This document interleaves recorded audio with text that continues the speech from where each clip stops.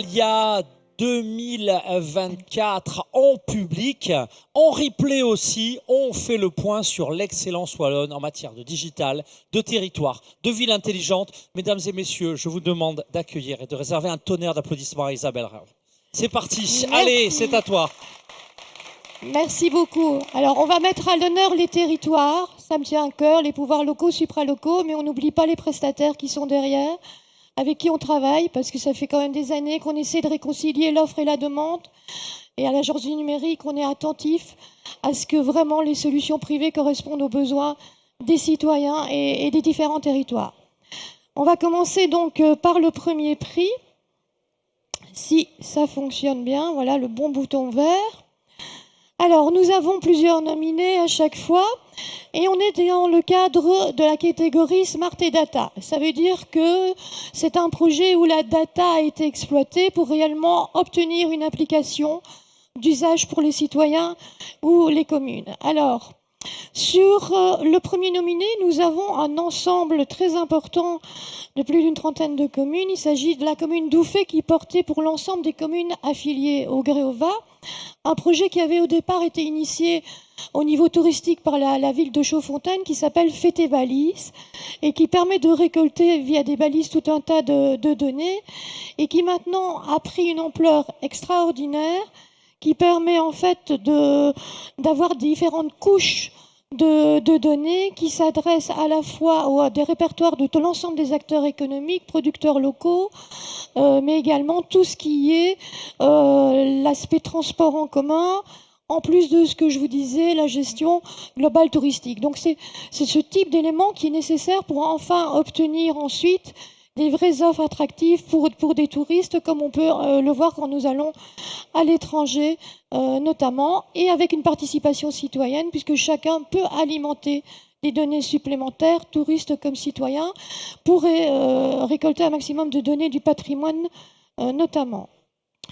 Deuxième nominé, un très beau projet également, mené en commune porteuse principale par la commune de Froid-Chapelle, mais avec la régie mobile SM de Charleroi Métropole derrière qui permet vraiment de globaliser ça et de s'adresser à tout un tas de petites communes, notamment rurales, et qui ont le soutien intercommunal YTEC. Donc il s'agissait d'une première en Wallonie, vous en avez déjà entendu parler, mais ça n'existe pas encore en Wallonie. Nous allons avoir une véritable web app de mobilité partagée qui permettra de gérer vraiment non seulement tout ce qui est de l'autopartage, vélo-partage, covoiturage, mais également ce qu'on appelle la mobilité à ce service, de la multimodalité, et donc de pouvoir enfin essayer d'avoir des offres qui nous permettent d'utiliser les différents mode de circulation et ça fait appel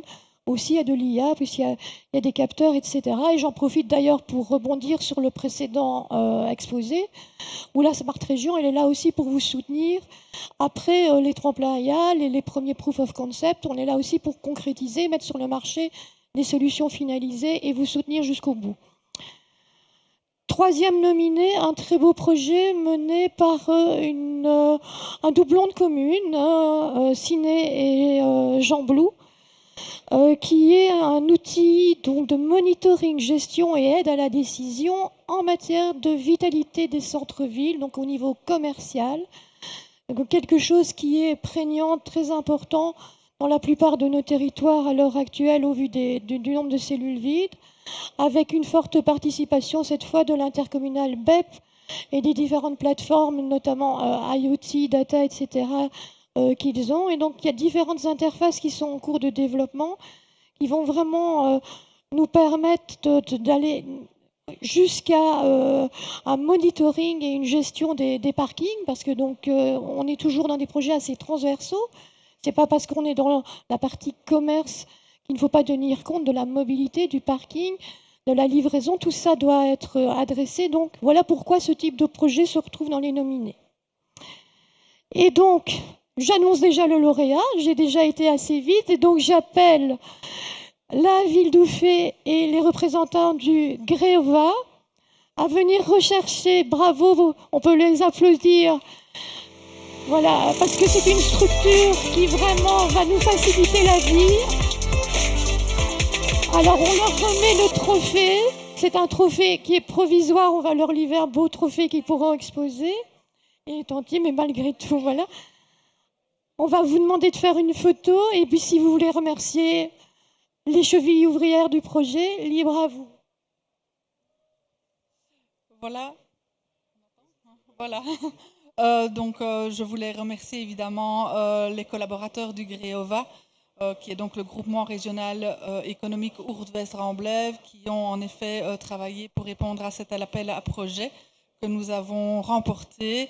Et remercier surtout mon collègue François, qui va maintenant être la vraie cheville ouvrière de ce projet pour le développer. Et je voudrais également remercier la commune de Ouffet, qui a porté le projet pour que celui-ci puisse aboutir. Voilà.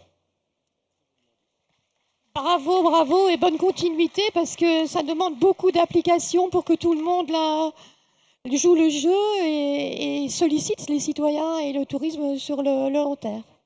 Voilà. À bientôt. On passe à la seconde catégorie, Smart, évolution et réplication. Mais comme je vous ai dit, on est depuis 4 ans occupés sur cette matière et les projets continuent d'évoluer, de s'améliorer, de se diversifier, parfois de se croiser. Et donc on voulait mettre en valeur quelques petits projets. Le premier est mené par la ville de Marche-en-Famenne. C'est une bonne nouvelle, nous y sommes aujourd'hui, qui s'y met dans la gestion donc, dynamique de mobilité. Et donc, il s'agit de comptage de parking, de panneaux LED, c'est assez traditionnel, des capteurs, mais on est bien en temps réel, ce qui n'est pas courant, contrairement à ce qu'on pourrait penser. Donc, il y a vraiment un soutien pour le temps réel qui doit encore être mené et qui nous permet vraiment donc d'avoir des informations en temps réel, non seulement sur la mobilité, mais aussi sur la qualité de l'air, sur des chantiers, des accidents, des festivités, comme vous pouvez le lire. Et donc, il y a tout un tas d'outils techniques qui sont en cours de développement et qui permettront aux utilisateurs, donc aux automobilistes, d'avoir en direct des notifications et de pouvoir fluidifier la circulation au sein de cette ville, de cette très jolie ville. Donc voilà, bravo à Marche pour cette initiative. Deuxième nominé, alors là nous avons aussi un projet très collectif, même si n'apparaît que la commune de Berlot ici à l'écran. C'est un grand collectif avec derrière des agences de développement local, touristique et des GALD, un certain nombre de communes et même l'intercommunal IMIO, dans l'idée de construire un vrai répertoire économique intelligent avec des métadonnées communes et de mettre en commun tout ce qui a déjà été fait sur notre territoire à de multiples endroits pour essayer d'avoir une réelle base commune. Et donc c'est encore un gros projet, nous n'avons pas qu'une seule commune derrière.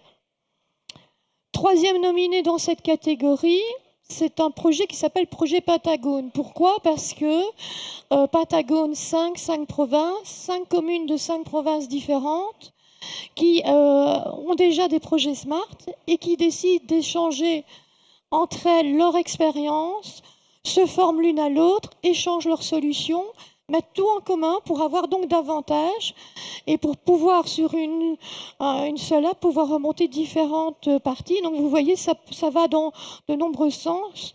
Ça va de la gestion des camps scouts à la réservation, billetterie et ticketing d'événements, la location de salles, des annuaires autogérés, etc. C'est tout un tas de choses qui sont mises en commun. Déjà à E5, qui sont de proximité immédiate, et aussi apprendre à travailler ensemble, à collaborer et à toujours progresser dans l'innovation. Et donc je vais annoncer les lauréats.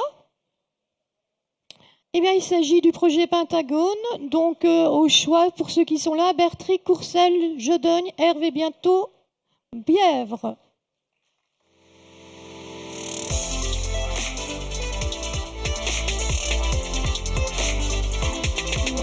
Je vous donne la parole, un petit mot. Je ne sais pas dire grand-chose sur le projet. Je représente le bourgmestre de Bertry qui n'a pu se libérer.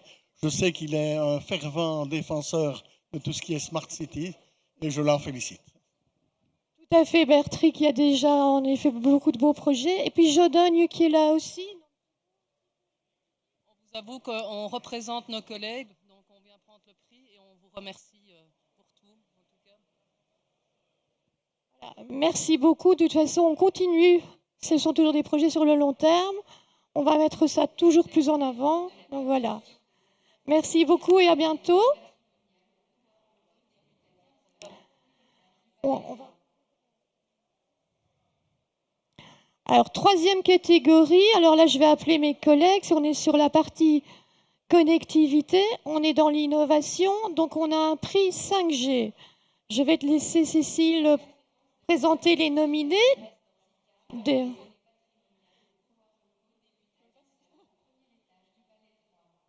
Alors, les nominés pour les POC 5G sont... le premier, c'est la maintenance prédictive avec Proximus iCare et Assiska et Multitel. C'était un projet de maintenance prédictive avec un POC, avec de la 5G. Le deuxième, c'est Mario Kart avec Arduna Silva, NRB et MI12.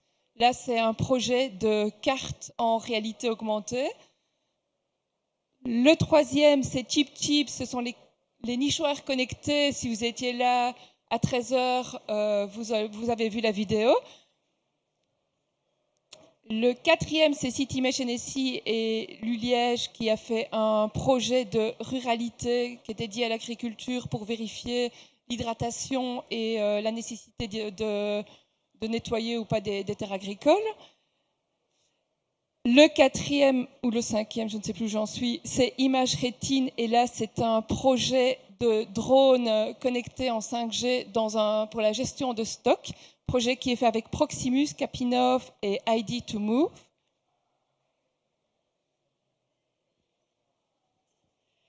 Et les lauréats pour l'Award de l'innovation POC 5G sont Execo, Chip Chip et Proximus, iCare et Assiska. Donc j'invite Chip Chip et Proximus.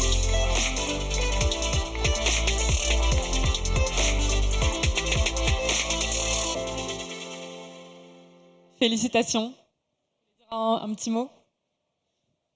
On voudrait commencer par vous remercier pour le soutien dans ce projet. On peut remercier également Proximus, qui est justement ici à côté de nous, qui nous a également bien aidé en début de phase en nous donnant accès à leurs installations à la Siska, ce qui nous a quand même permis de démarrer le projet un peu plus tôt qu'autrement. Merci à vous. Merci et félicitations à vous pour ce très beau projet. Et merci également à l'ADN pour le projet maintenance prédictive. Je souhaite aussi féliciter nos partenaires, donc ID2Move, Capinov, Deltrian et ALX System, et bien sûr iCare. Il y a plusieurs projets qui ont été nominés, donc c'est celui qui concerne iCare qui a été repris, et Assiska bien sûr, qui nous a mis l'infrastructure 5G privée à disposition et qu'on a étendu exprès justement pour ce POC 5G de maintenance prédictive. Donc merci à vous.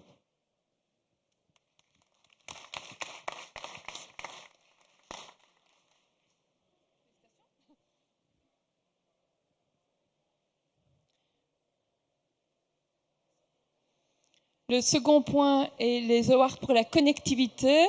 Là, ça va aller un peu plus vite puisqu'on a 2 nominés. On a Proximus pour sa connectivité fixe et vous aussi pour le déploiement de sa connectivité fixe. Et le lauréat est l'opérateur VOO.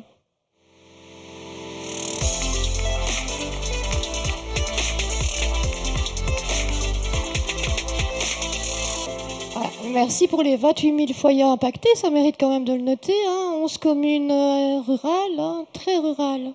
Bravo. Moi, je souhaite remercier l'agence numérique, évidemment, qui coordonne tous ces projets de manière super professionnelle. Donc voilà, la SMILE 22 est là, mais il y a le 23 qui est là. Et je voudrais noter, ils ne sont pas là, mais comme ça, je pourrais leur faire le message. C'est les équipes techniques qui ont travaillé de manière très performante et qui ont permis de procéder à cette mise en place dans les délais qui sont très courts. Au total, ce sera pour tous les projets, ce sera 100 000 ménages quand même en Wallonie qui sont pris et ça représente au total 70 communes. Donc voilà, bravo aux équipes techniques qui le font. Alors Antoine, tu viens me rejoindre puisqu'on va remettre le prix pour l'intelligence artificielle. Le Proof of Concept, donc on reprend les 3 meilleurs projets menés pour le secteur public. Le premier nominé est le BEP. Je vais vous passer à chaque fois une petite courte vidéo parce qu'on est quand même dans des matières qui nécessitent encore des explications. Allons-y. Le BEP, chargé du développement économique, social et environnemental de la province de Namur, a installé un groupe de travail afin d'explorer les opportunités de l'intelligence artificielle. Celui-ci, avec le soutien de Digital Wallonia, a sélectionné un projet pilote pour BEP Environnement. BEP Environnement est un opérateur de collecte sur l'ensemble de la province de Namur, plus la commune de Héron, collecte des déchets en porte-à-porte. Et ce fait de collecter génère des plaintes. Nous devons gérer plus ou moins 4000 plaintes par an. Et ce projet pourrait nous aider à gagner du temps pour la gestion de ces plaintes. Alors, on a développé une solution qui repose sur 2 composantes. Le premier, c'est un chatbot qui va permettre aux agents du BEP de rentrer la plainte reçue du citoyen de manière conversationnelle. Et derrière ce chatbot, on a un modèle d'intelligence artificielle qui va puiser dans les données du BEP sur les tournées de camions et sur la géolocalisation des camions pour pouvoir répondre à la plainte du citoyen. Comme résultat final, il y en a 2. Il y a à la fois cet outil de chatbot qui va permettre d'améliorer les processus du BEP Environnement, mais aussi plus largement, c'est aussi une question par rapport à l'IA, se rendre compte que l'IA peut rendre des services au BEP de manière plus large et qu'on pourrait y mettre de l'IA ou des chatbots à d'autres endroits du BEP, dans d'autres services, dans d'autres processus. Alors, ce qui est très intéressant sur ce projet, c'est qu'en fait, parmi les plaintes qui sont envoyées, et désolé pour ceux qui étaient présents juste avant pour la précédente intervention, ce qui est très intéressant, c'est qu'on a 30% des plaintes qui sont envoyées au BEP qui sont des plaintes qu'on appelle infondées et 70% des plaintes qui sont des plaintes fondées. Et donc le but, c'est vraiment dégager du temps pour le collaborateur sur les plaintes qui sont fondées et donc prendre le téléphone et passer plus de temps avec ces personnes. Voilà, c'était pour le petit complément d'information. Je propose de passer au projet suivant. Alors, deuxième nominé, nous retrouvons la ville d'Ath. David qui vous en a déjà parlé. Malgré tout, ça vaut la peine de nous remettre un petit peu la vidéo. David, qu'est-ce que tu en penses? Oui, allons-y.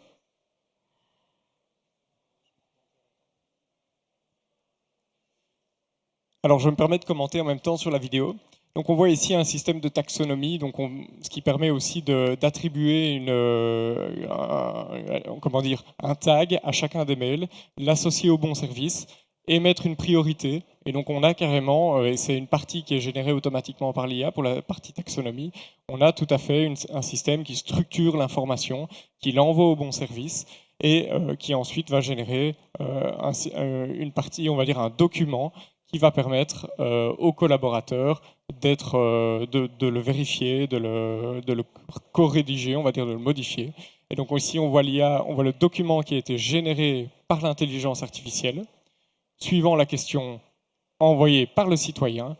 Et donc, le collaborateur a la possibilité de modifier le document pour ensuite tout simplement l'envoyer. Et ce qui est merveilleux aussi, c'est que ce projet est carrément intégré dans les outils qui sont continuellement utilisés par les collaborateurs de la ville d'Ath. Super, merci. Et le troisième nominé, c'est la ville de Namur, traditionnellement en avance sur tout ce qui est smart et data, vous le savez, mais donc qui se met également sur l'IA. Courte vidéo avant l'annonce du lauréat. La ville de Namur a lancé un projet utilisant l'intelligence artificielle et les données de la ScanCar afin d'optimiser sa politique de mobilité et de stationnement. Le service géomatique de la ville a fait appel à l'expertise de la société DataRoots grâce au soutien du programme Digital Wallonia for AI. Donc avec la ville de Namur, on a utilisé 2 types de données. La première information qu'on a utilisée, c'est la cartographie de la ville avec tous les emplacements de parking. Et la deuxième information qu'on a combinée, c'est les données de la ScanCar. Et donc on a fait un travail de combinaison de ces 2 informations pour pouvoir avoir une vue spatio-temporelle de l'occupation des places de parking à Namur.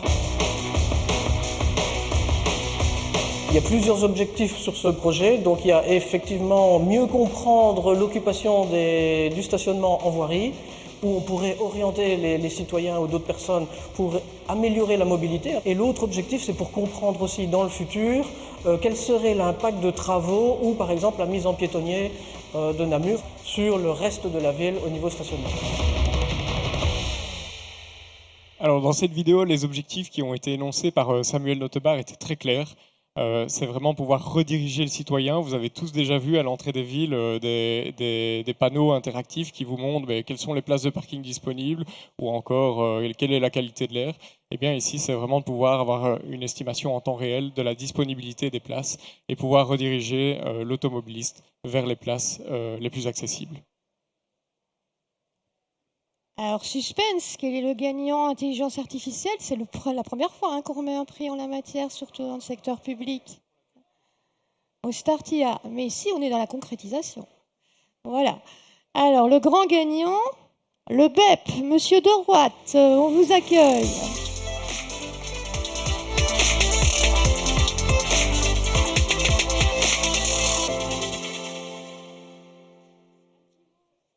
Et on n'oublie pas François, mon référent Smart Région favori. Voilà, je le signale. Allez.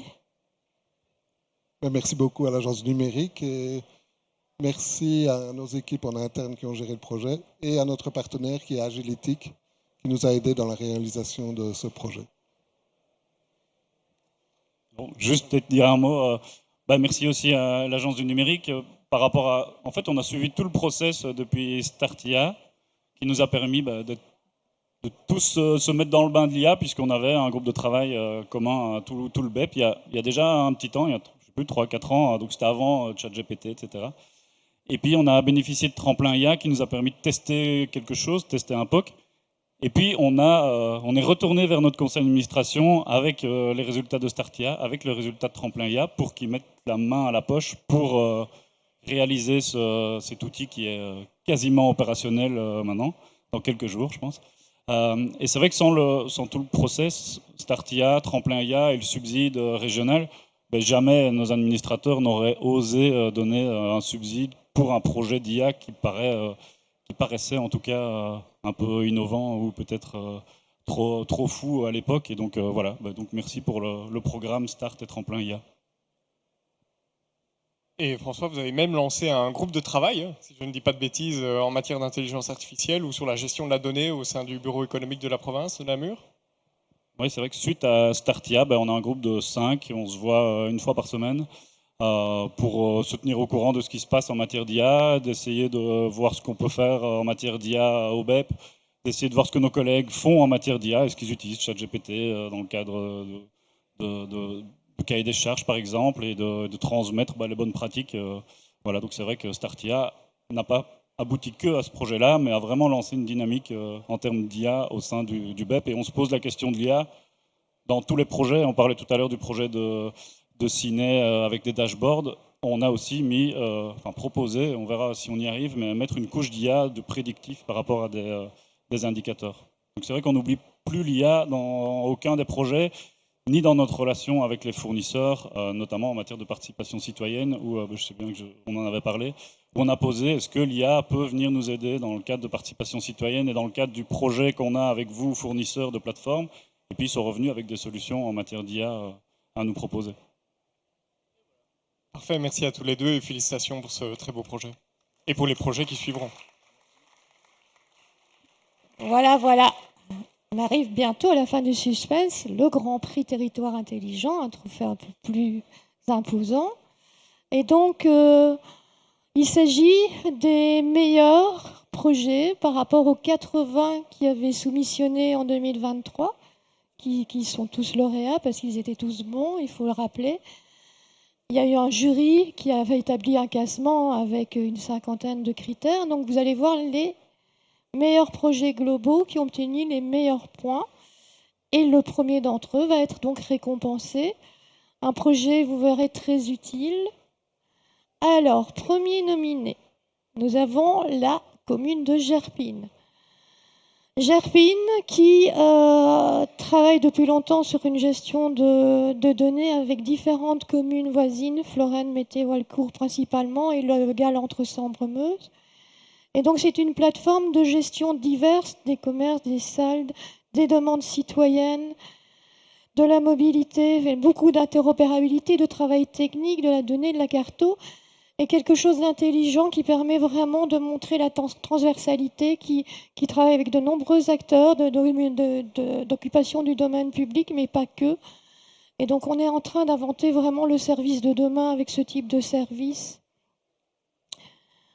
Deuxième nominée, la commune de Vresse sur ce mois, qui a remis un projet extrêmement intéressant et intelligent dans le sens où ils gèrent eux-mêmes leur propre réseau de distribution d'eau et qu'ils ont une approche très ouverte dès le départ qui permet de pouvoir globaliser tout un tas de capteurs, de données différentes et de ne pas dépendre d'une solution propriétaire ou autre, ce qui était assez rare, et de faire le lien avec des solutions existantes et des solutions métiers déjà utilisées. Donc tout cet aspect interopérabilité, on n'en parle pas assez pour les techniciens, on sait que c'est très important, et donc Vresse sur ce mois, en plus, était exemplaire parce que non seulement voulait faire des économies énergétiques et d'eau sur ces bâtiments communaux, mais également s'adresse aux individus, donc pour aussi équiper les maisons individuelles. Et donc ça, c'était un projet exemplaire parce qu'ils ne sont pas restés au niveau seulement de l'administration. Et le dernier nominé, la ville de Héron, la commune de Héron, qui porte pour l'ensemble du territoire de l'arrondissement Wiwarem, Meuse-Condro SB, donc l'association maillage de la conférence des élus, donc un gros projet. Et vous allez comprendre l'intérêt derrière, mais tout ça c'est né suite aux événements qu'on a vécus il y a un certain temps sur les inondations, et de voir comment on pourrait avoir une solution de gestion de crise, un début d'ailleurs de ce qu'on pourrait dire jumeau numérique, qui permettrait de mieux répondre à la problématique de communication, de services envers les zones touchées, les citoyens, etc., de mieux coordonner surtout les données, les différents services, et donc, une nouvelle fois, en faire un vrai service utile aux citoyens et performant. Et donc, je vais annoncer le lauréat.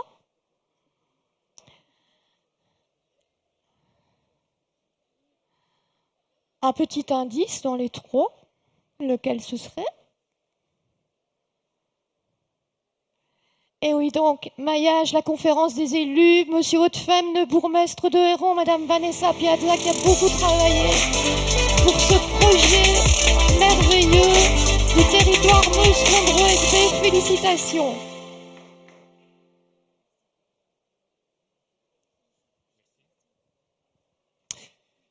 Merci.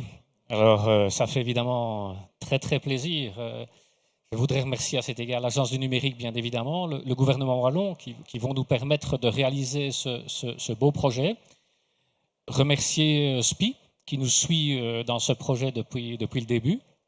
Remercier Vanessa, qui a beaucoup travaillé sur le projet, essentiellement au niveau de sa rédaction. Et remercier également mes 30 collègues de l'arrondissement, puisque nous sommes 31 communes sur l'arrondissement du Warem, 31 communes avec beaucoup de communes de petite taille.